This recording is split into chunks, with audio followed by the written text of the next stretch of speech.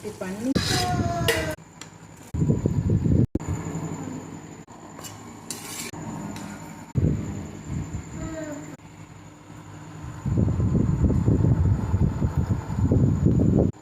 Hi, எப்படி இருக்கீங்க? இந்த மாதிரி செஞ்சு சாப்பிட்டு பாருங்கள். வேலைக்கு போயிட்டு வந்த லேடிஸ் எல்லாம் செம்ம டேஸ்ட்டாக இருக்கும். அடுத்த வீடியோவில் பார்க்கலாம். பாய். இந்த மாதிரி குழந்தைங்களுக்கும் செஞ்சு கொடுங்க, அவங்களும் செம்ம டேஸ்ட்டாக சாப்பிடுவாங்க.